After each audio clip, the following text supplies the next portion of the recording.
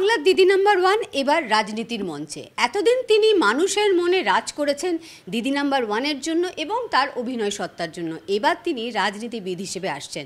আমরা কথা বলে নেব রচনা বন্দ্যোপাধ্যায়ের সঙ্গে। TV9 বাংলা অনেক অনেক স্বাগত। Thank you so much.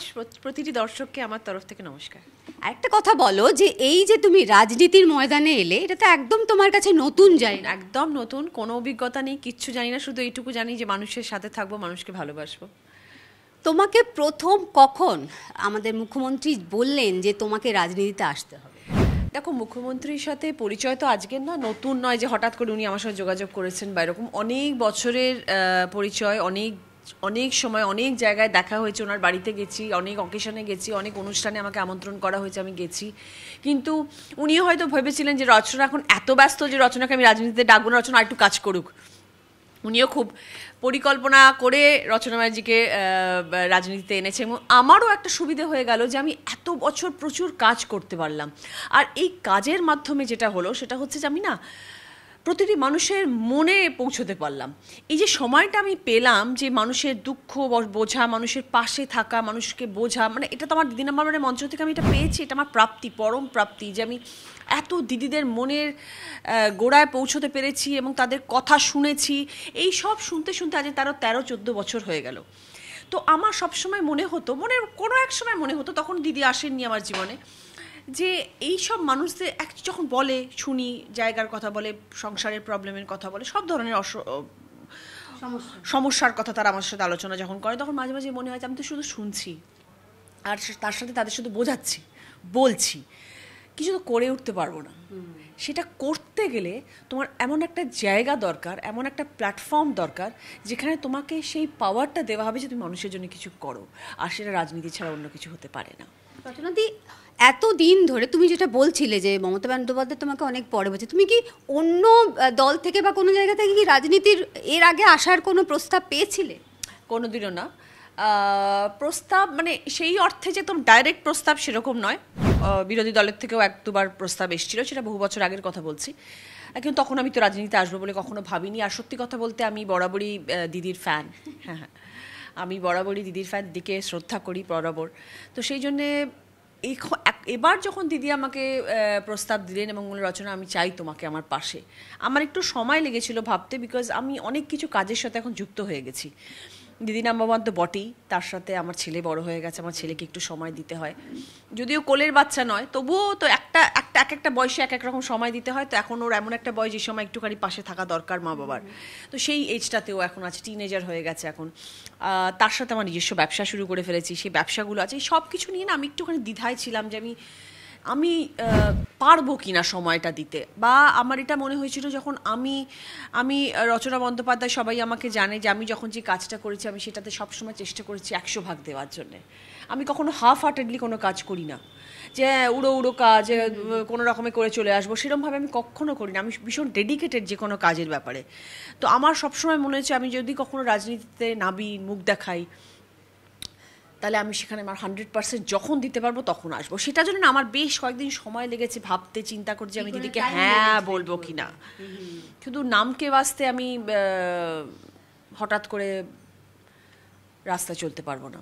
বহু মানুষ তো এর আগে রাজনীতিতে এসছে যারা তোমাদের ইন্ডাস্ট্রি থেকে এসছে অভিনেতা হিসেবে এসে, কিন্তু তাদের ক্ষেত্রে সবসময় একটা বিষয় ওঠে যে তারা লোকসভায় বা রাজ্যসভায় বেশি সময় দিতে পারে না, বা বিধানসভায় সময় দিতে পারে না, বা তার জায়গাতে সময় দিতে পারে না। তুমি যেটা বলছিলে যে তোমার কাছে তুমি 100% দিতে পারো, তাহলে কি সাধারণ মানুষ যারা তোমাকে ভোট দেবে তারা তোমাকে সবসময় পাশে পাবে? আমি তো আমার তরফ থেকে 100% চেষ্টা করব। যারা দিতে পারেনি বা যেই কথাটা সবসময় ওঠে যে অভিনেত্রীরা সময় দেয় না, তাদের কি নিজস্ব কি সুবিধা অসুবিধা সেই ব্যাপারে তো আমি মন্তব্য করতে পারবো না, কারণ সবার প্রত্যেকের লাইফে কিছু না কিছু প্রবলেমস আছে। তো সেই জন্য আমি জানি না। কিন্তু আমি তো যখন আমি ধরো মোবাইল ঘাঁটি, দেখি, তত অনেক সময় দেখেছি যারা অভিনেত্রীরা পার্লামেন্টে কথা বলছে, চিৎকার করছে, বক্তব্য রাখছে, আমি তো দেখেছি।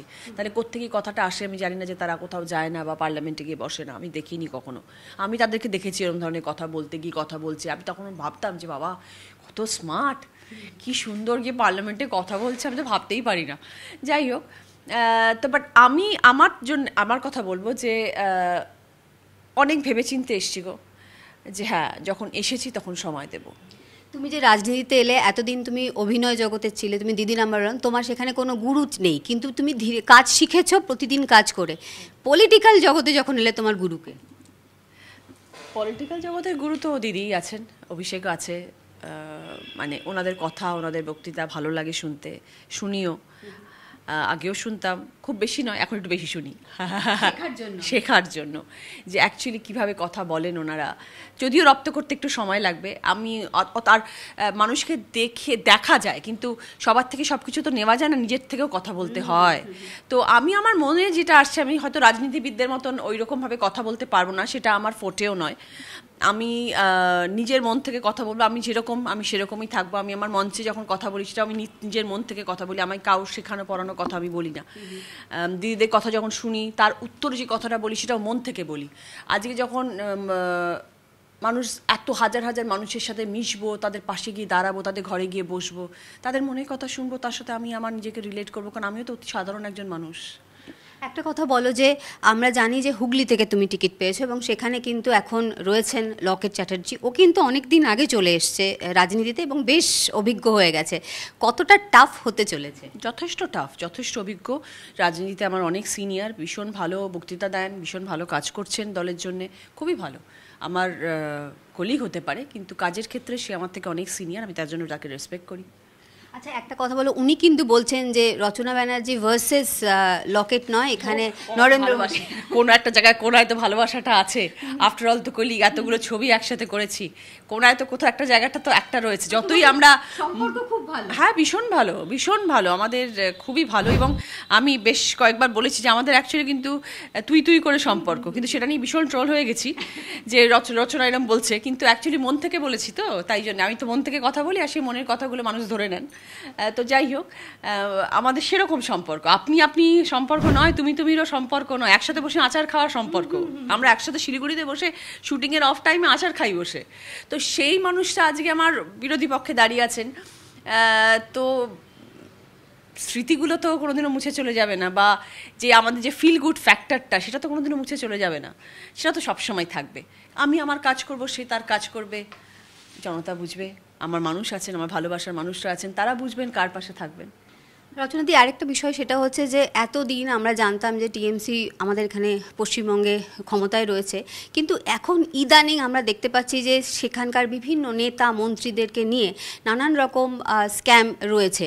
সেখানে এটা কি অনেক টাফ সময় হলো না তোমার জন্য এই দলে যোগ দেওয়াটা? দেখো, সময় তো উপরওয়ালা পাঠিয়ে দেন, যে যেই সময় যার যেখানে লেখন আছে সেখানে সেই সময়টা করতে হবে। এখন হয়তো একটুখানি আপস অ্যান্ড ডাউনস বেশি হচ্ছে, কিন্তু ঠিক আছে, we are all fighters, challenges are there in life. Challenges নিতে হবে জীবনে, নিতে আমি ভালোবাসি। দেখা যাক, আগামী দিনের লড়াইটা আশা করি ভালো হবে। কবে থেকে প্রচার শুরু হচ্ছে? 16 তারিখ থেকে।